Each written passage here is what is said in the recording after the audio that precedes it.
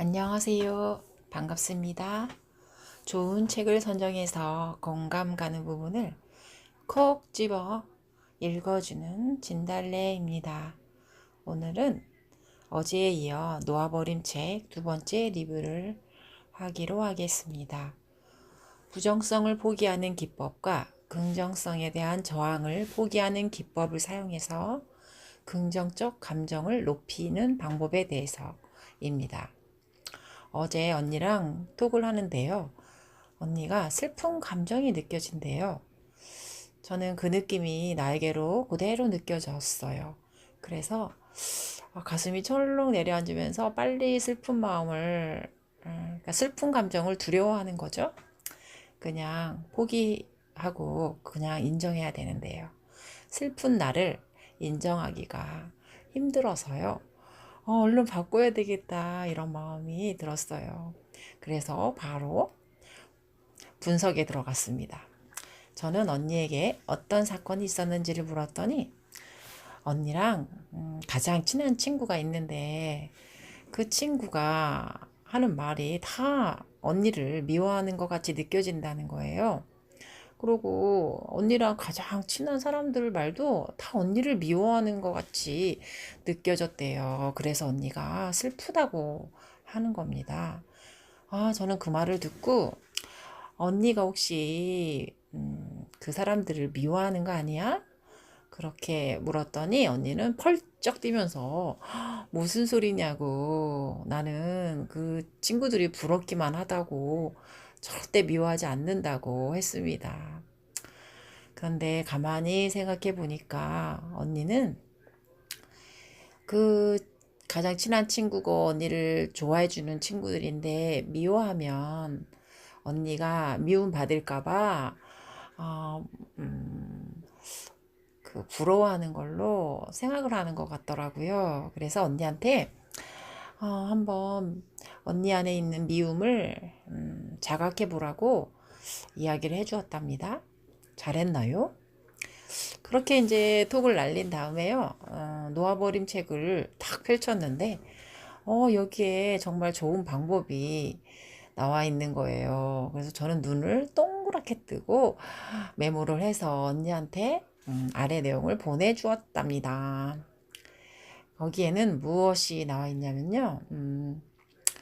제가 내린 요점은 그 사실 미움과 사랑은 하나라는 거죠.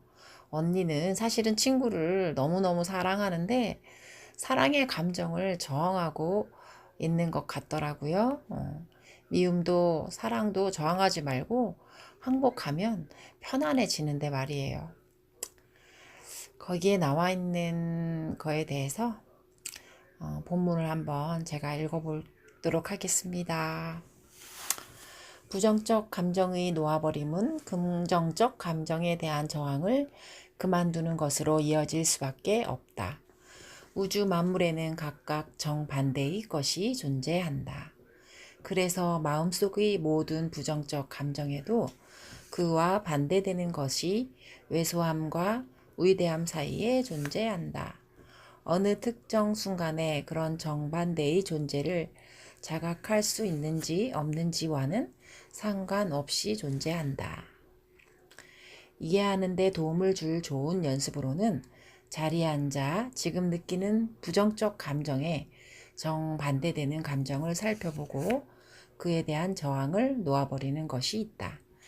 예를 들어 친구의 생일이 다가오는데 친구랑 싸워서 분한 마음에 돈을 쓰고 싶은 기분이 아니라고 하자.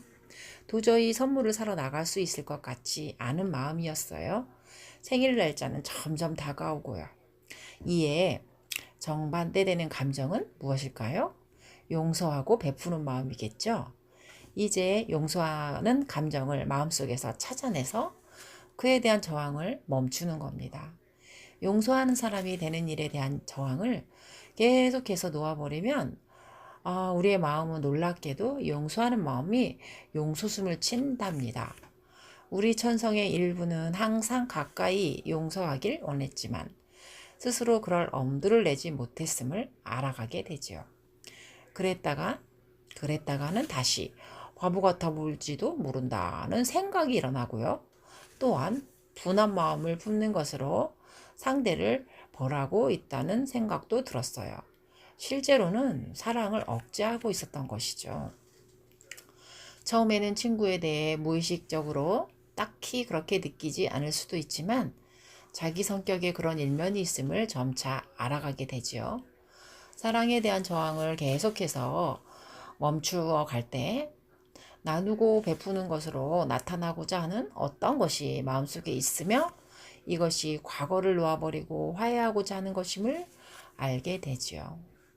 우호적인 태도를 보이고 싶은 바람이 있다. 화해하고 싶고 상처를 치유하고 싶고 잘못을 바로잡고 싶고 감사를 표현하고 싶고 바보라 여겨져도 상관없다는 바람이 있어요.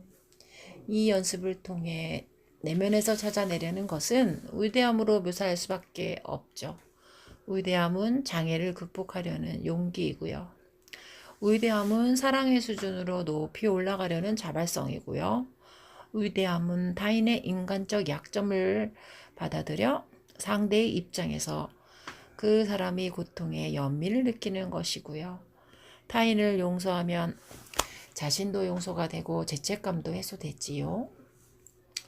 부정성을 놓아버리고 사랑을 선택할 때 진정한 보상을 얻죠. 이때 혜택을 받는 사람은 누굴까요? 진정한 보상을 얻는 사람은 자기 자신이겠지요. 자신의 참모습을 자각할수록 상처는 덜 받습니다. 자신과 타인의 인간적 약점을 연민으로 받아들이면 더 이상 굴욕을 당하는 일도 없어요. 참된 겸손은 위대함에 포함되기 때문이죠. 자신의 참모습을 알아보면 보다 큰 행복을 주는 근원을 갈구하게 됩니다. 이곳에서처럼 삶이 새로운 의미와 맥락을 얻게 되는 것이죠.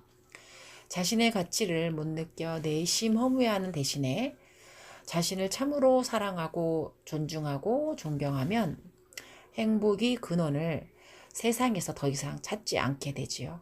우리 내면에 사랑이 있으니까요.